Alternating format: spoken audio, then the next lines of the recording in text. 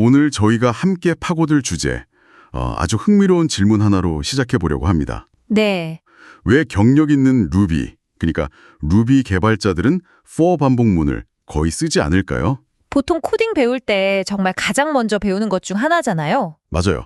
안녕하세요 다음으로 배우는 게 반복문인데 말이죠. 사실 이 간단한 질문 속에 루비라는 언어에 아주 깊은 철학이 숨어 있습니다. 맞습니다. 오늘 청취자께서 보내주신 자료들이 바로 그 철학을 보여주는 여정이라고 할 수 있어요. 코드 한 줄에서부터 시작해서 AI 시대를 준비하는 거대한 기술 흐름, 또 커뮤니티의 모습, 심지어는 세계적인 개발자들이 일하는 방식에까지 어떻게 영향을 미치는지. 단순히 루비의 새로운 기능, 이걸 훑는 게 아니군요. 그렇죠. 루비 생태계는 어떻게 생각하는가? 이걸 함께 탐험해보는 거죠. 좋습니다. 그럼 그 첫 번째 단서, for 반복문 이야기부터 바로 시작해보죠. 왜 안 쓰는 건가요? Some small talk about Ruby loops라는 글에 그 답이 있다고 하셨죠? 네, 결론부터 딱 말씀드리면요. 네네. 루비에서 반복은 정해진 문법이 아니기 때문입니다. 문법이 아니면 뭔가요? 객체에게 보내는 메시지인 거죠. 메시지를 보낸다. 이게 무슨 소린가 싶으실 텐데요. 제가 아는 포문은 그냥 여기서부터 여기까지 이 작업을 반복해 하는 뭐랄까 컴퓨터에 대한 명령어에 가까웠거든요. 바로 그 지점입니다. 이 철학의 뿌리를 찾으려면 1970년대까지 거슬러 올라가야 해요. 70년대요? 네, 스몰토크라는 언어인데요.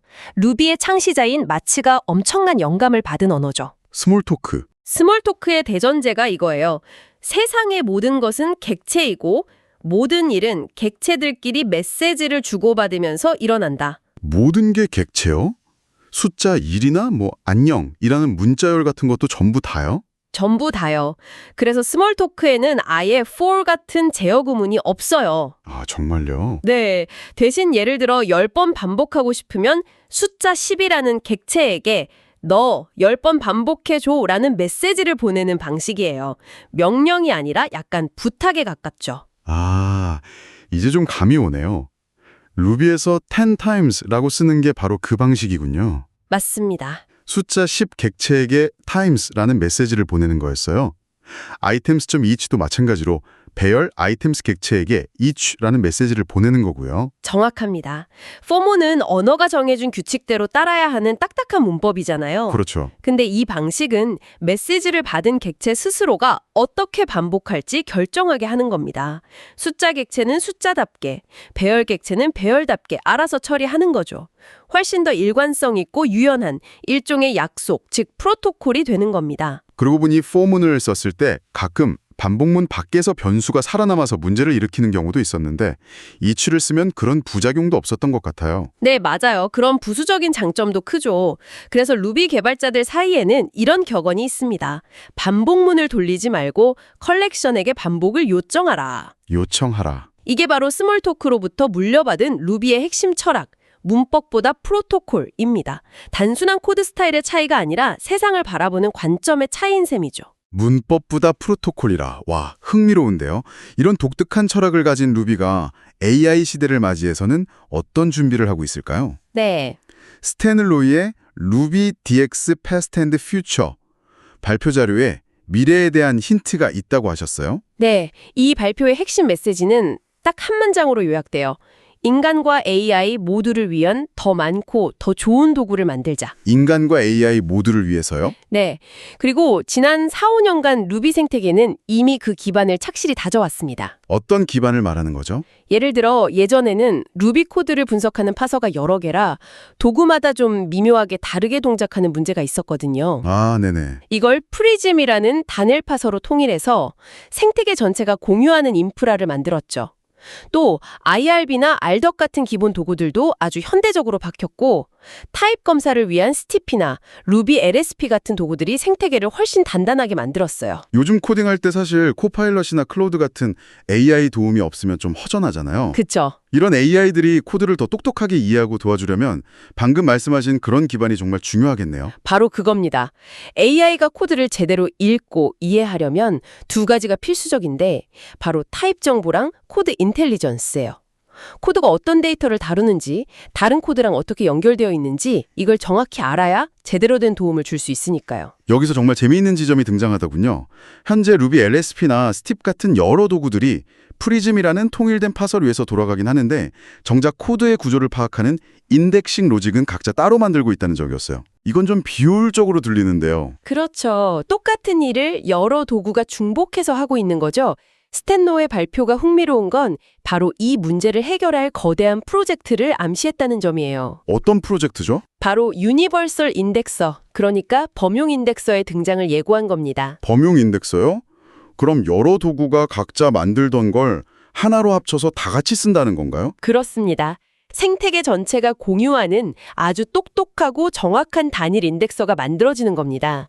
이게 현실화되면 개발자가 쓰는 에디터의 자동 완성 기능부터 AI의 코드 분석 능력까지 모든 것이 한 차원 도약하게 될 거예요. 와, 인간 개발자와 AI 개발자 모두에게 훨씬 더 강력하고 일관된 경험을 제공하는 거죠. 문법보다 프로토콜이라는 철학이 이제는 코드 스타일을 넘어서 개발 도구 생태계 전체의 협력 방식으로 확장되는 순간이라고 볼 수 있습니다. 기술의 발전 방향이 결국 다시 협력과 공유라는 키워드로 돌아가는군요. 이런 멋진 도구들도 결국 그걸 만들고 사용하는 사람들이 있어야 의미가 있는 거잖아요. 그렇죠. 보내주신 자료 중에 최근에 열린 SF 루비 컴프 일하기도 있었는데 그 규모가 대단하더라고요. 네, 커뮤니티의 에너지를 아주 생생하게 느낄 수 있는 대목이었죠. 참가자가 약 450명, 발표자가 60명, 스폰서가 30여 개였는데 제가 가장 놀랐던 건 따로 있어요. 뭔가요? 행사를 만든 운영팀과 자원봉사자 수가 무려 70명이었다는 점입니다. 70명이요. 근거의 참가자 6명당 1명의 스태프가 붙었다는 건데 보통 기술 컨퍼런스에서는 보기 드문 숫자 아닌가요? 네, 보기 힘들죠. 행사에 대한 애정과 헌신이 없으면 불가능한 일 같은데요. 그만큼 커뮤니티의 결속력과 에너지가 엄청나다는 증거입니다. 그렇군요. 그런데 Ruby Around the World라는 유튜브 시리즈의 일본 편을 보면 또 다른 결의 커뮤니티를 엿볼 수 있어서 흥미롭습니다. 일본 커뮤니티요? 네, 영상의 핵심을 한 문장으로 요약하면 이래요. 일본은 루비의 심장이지만 레일즈와는 조금 거리가 있다. 루비의 탄생지인데 웹 프레임워크인 레일즈와는 거리가 있다는 게 무슨 뜻이죠? 전 세계적으로 루비의 인기는 레일즈가 끌고 왔다고 해도 과언이 아니잖아요. 그렇죠. 근데 일본 커뮤니티는 그와는 별개로 언어 자체에 대한 깊은 애정을 기반으로 성장해 왔다는 의미입니다. 대부분의 발표가 일본어로 진행될 만큼 자국 중심적인 면도 있지만 그 덕분에 커뮤니티의 밀도가 아주 높죠. 아, 특히 루비의 도시라고 불리는 마추에시의 지역 문화와 루비 행사가 하나로 어우러지는 모습은 정말 독특합니다. 기술 커뮤니티가 특정 지역의 정체성과 얼마나 깊게 결합될 수 있는지를 보여주는 사례죠. 샌프란시스코의 글로벌한 에너지와 마추에시의 지역적인 깊이감, 둘 다 정말 매력적이네요. 결국 이런 커뮤니티의 힘도 개개인의 에너지에서 나오는 걸 텐데요. 네. 마침 37시그널스의 창업자 DHH가 이야기한 개인의 작업 방식에 대한 글이 아주 인상 깊었습니다. Pay yourself first라는 메시지죠. 네, 보통 재테크에서 쓰는 말이잖아요. 월급 받으면 나 자신을 위해 먼저 저축부터 하라. 맞아요. DHH는 이걸 시간 관리에 적용했습니다. 하루를 시작할 때 이메일 답장이나 미팅처럼 외부에서 밀려 들어오는 일부터 처리하지 말고 가장 먼저 나 자신에게 의미 있는 일을 위한 시간을 확보하라는 조언이죠. DHH에게 그 의미 있는 일이라는 게 구체적으로 뭔가요? 그게 바로 프로그래밍, 아, 역시. 그리고 새로운 기술 실험, 그냥 순수한 호기심을 채우는 시간이라고 합니다. 바로 이 시간이 자신의 창의력과 동기 그리고 실력을 계속해서 날카롭게 유지하는 원천이라는 거죠. 관리자나 경영자가 되면 그런 시간 내기 어려울 텐데. 맞아요. 그래서 누가 물어봤더니 이렇게 답합니다. 이건 특권이 아니라 스스로 만들어가는 것이라고요. 만들어가는 것이다. 와, 와닿네요. 작은 호기심을 좇아서 무언가를 만드는 시간이 실력을 키우고 그 늘어난 실력이 다른 사람들의 신뢰를 얻어서 더 큰 자율성과 기회를 가져다주는 선순환을 만든다는 의미입니다. 핵심은 이거죠. 내 우선순위는 내가 먼저 챙기지 않으면 다른 사람들은 절대 챙겨주지 않는다. DHH의 이야기가 지속가능한 개인을 만드는 방법에 대한 것이라면 또 다른 거장, 켄트백의 글은 지속가능한 프로젝트에 대한 통찰을 줍니다. 네, 켄트백. 그는 소프트웨어 개발 속도가 시간이 지날수록 느려지는 근본적인 이유가 단순히 코드가 많아져서가 아니라고 지적했죠. 맞습니다. 그는 그 이유를 옵션의 감소 때문이라고 설명합니다. 옵션의 감소요? 그건 선택지가 줄어든다는 뜻인가요? 정확합니다. 프로젝트 초기를 한번 생각해 보세요.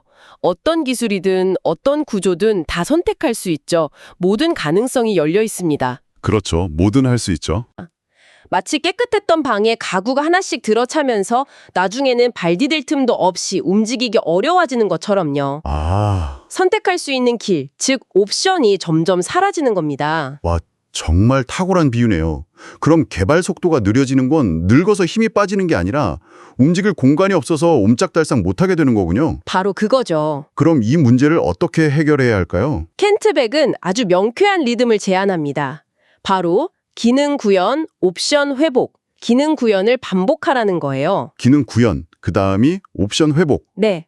기능을 하나 추가해서 방이 조금 어지러워졌다면 다음 가구를 들여놓기 전에 잠시 시간을 내서 방을 정리하고 공간을 확보하라는 거죠. 이 옵션 회복의 시간을 코드 세계에서는 리팩토링이라고 부릅니다. 보통은 기능 개발이 급해서 리팩토링은 뒤로 미뤄지기 마련인데 그걸 하나의 세트로 봐야 한다는 거군요. 그렇습니다. 이 숨고르기 혹은 정돈의 시간이 없다면 프로젝트는 결국 옵션 소진 상태에 이르러 아무것도 할 수 없는 상태로 멈춰버리고 만다고 경고합니다. DH취가 개인의 창의성을 위해 공간을 확보했다면 켄트백은 프로젝트의 미래를 위해 공간을 확보하라고 말하는 셈이죠. 이런 철학들이 실제 대규모 서비스에서는 어떻게 적용되고 있을지 궁금해지네요. 거스토라는 회사의 레일즈 바이올리스 아키텍처 사례가 바로 그런 예시가 될 수 있겠군요. 네, 아주 흥미로운 사례입니다. 보통 시스템이 거대해지면 잘게 쪼개는 마이크로 서비스 아키텍처를 떠올리잖아요. 네, 그렇죠. 쪼개는 대신 두 개의 독립된 레일즈 모놀리스로 시스템을 운영하는 방식을 택했습니다. 두 개의 모놀리스요? 하나도 관리하기 힘든데 굳이 두 개로 나눈 이유가 뭘까요? 의도적으로 경계를 만든 겁니다. 한쪽 모놀리스는 일반적인 제품 기능을 담당하고 다른 한쪽은 히파 규례처럼 아주 높은 수준의 보안과 독립성이 요구되는 도메인에 전담해요. 아, 켄트백의 용어를 빌리자면 중요한 도메인끼리 서로의 옵션을 갉아먹지 않도록 분리한 거죠. 아하. 모놀리스냐 마이크로 서비스냐 같은 이분법적인 선택이 아니라 문제의 성격에 맞게 아주 실용적인 해법을 찾은 거군요. 맞습니다. 확장성과 보안이라는 두 마리 토끼를 다 잡은 셈이죠. 그리고 최근에는 그 메인 모놀리스 안에서도 특정 제품군을 점진적으로 분리하는 작업을 하고 있다고 해요. 처음부터 완벽한 설계를 하는 게 아니라 시스템이 성장함에 따라 계속해서 옵션을 회복하는 과정을 거치고 있는 겁니다. 와, 켄트백의 철학이 현실에서 살아 움직이는 모습이네요. 그렇죠. 마지막으로 오픈소스 세계의 아주 현실적인 고민이 담긴 이야기도 살펴보죠. 프론트엔드 라이브러리인 터보가 사실상 유지보수가 안 되고 있다는 비판이 나오면서 논쟁이 좀 있었더라고요. 네, 37시그널즈의 개발자인 호르헤 말로비아가 이 논쟁에 대해 아주 솔직한 생각을 밝혔습니다. 오픈소스 사용자와 유지보수 담당자 사이의 오랜 딜레마를 잘 보여주죠. 사용자 입장에서는 왜 이렇게 버그 수정이 느리지? 왜 이 기능 추가 안 해주지? 이런 불만이 생기기 쉬운데 그의 답변은 어땠나요? 그의 주장은 아주 명확하고 단호합니다. 첫째, 터보는 잘 작동한다. 일단 잘 돌아간다. 네, 자신들의 새로운 제품에서도 아무 문제 없이 안정적으로 쓰고 있다는 거죠. 둘째, 유지보수도 분명히 되고 있다. 올해만 해도 42개의 기어가 병합됐고 4번의 새 버전이 출시되었다고 구체적인 숫자를 제시합니다. 그 정도면 유지보수가 안 된다고 말하긴 어렵겠네요. 그런데 왜 그런 불만이 나온 걸까요? 바로 세 번째와 네 번째 주장에서 그 이유를 짐작할 수 있습니다. 그는 더 많은 기능이 더 좋은 것은 아니라고 말해요. 기능이 많다고 좋은 게 아니다? 네, 터보는 이미 충분히 복잡한 라이브러리라서 지금은 새로운 기능을 무분별하게 추가하는 것보다 오히려 기존 기능을 단순화하고 안정시키는 게 더 중요하다는 철학을 밝힌 거죠. 아, 켄트백이 말한 옵션 회복의 시간과도 통하는 이야기처럼 들리네요. 무작정 기능만 추가하다 보면 결국 프로젝트가 망가진다는. 정확합니다. 그리고 마지막으로 기어를 병합하는 속도가 느린 것은 의도된 트레이드오프라고 설명합니다. 전 세계 수많은 사용자가 있는 만큼 아주 작은 변경이라도 심각한 문제를 일으킬 수 있기 때문에 극도로 신중할 수밖에 없다는 겁니다. 속도보다 안정성을 택한 거군요. 그렇죠. 그러면서 그는 이렇게 덧붙입니다. 우리의 방향이 마음에 들지 않는다면 직접 프로젝트를 복제해서 당신이 생각하는 더 나은 버전을 만들어 세상에 증명해 보이는 것이 훨씬 건설적인 방법이다. 와, 굉장히 솔직하면서도 오픈소스의 본질을 꿰뚫는 답변이네요. 네, 오픈소스는 공짜 식당이 아니라 함께 가꾸는 정원이라는 사실을 일깨워주는 개발자의 철학이 담긴 답변이라고 생각합니다. 오늘 정말 흥미로운 여정이었습니다. 루비의 for 반복문이라는 아주 작은 코드 조각에서 시작해서 AI 시대를 준비하는 범용 인덱서라는 거대한 기술적 비전으로, 그리고 샌프란시스코와 일본 커뮤니티의 뜨거운 에너지, 또 DHH와 켄트백이라는 두 거장이 말하는 지속가능한 개발 철학까지. 네, 마지막에는 거스토의 아키텍처와 터보의 유지보수 논쟁이라는 천실의 이야기까지 넘나들었네요. 이 모든 이야기들을 하나로 꿰는 키워드가 있다면 저는 철학이 담긴 실용주의라고 말하고 싶습니다. 철학이 담긴 실용주의? 네, 루비 생태계는 단순히 코드를 더 빨리, 더 많이 짜는 것에만 매몰되지 않고 어떻게 문제를 바라볼 것인가, 어떻게 함께 성장할 것인가에 대해 아주 깊이 고민하고 있다는 인상을 받았습니다. 스몰 토크에서 시작된 그 철학이 여전히 살아 숨쉬고 있는 거죠. 듣고 보니 켄트백의 옵션 이야기는 비단 코드에만 해당하는 것 같지 않다는 생각이 드네요. 청취자 여러분의 일이나 개인적인 삶을 한번 돌아보면 어떨까요? 오, 당장의 성과나 편리함을 위해 미래에 내가 선택할 수 있는 길, 즉 옵션을 너무 많이 소진하고 있지는 않으신가요? 건강을 담보로 일을 하거나 배움을 미루고 눈앞의 일만 초래하는 것처럼요. 좋은 질문이네요. 나도 모르는 사이에 스스로를 구석으로 몰아넣고 있을지도 모르니까요. 이번 주 미래의 나에게 더 넓은 공간을 선물하기 위해 잠시 하던 일을 멈추고 주변을 정돈하는 작은 옵션 회복의 시간을 가져보는 건 어떨까요? 그게 어질러진 책상을 정리하는 일이든 미뤄뒀던 책을 한 챕터 읽는 일이든 말이죠. 미래의 내가 분명 고마워할 겁니다.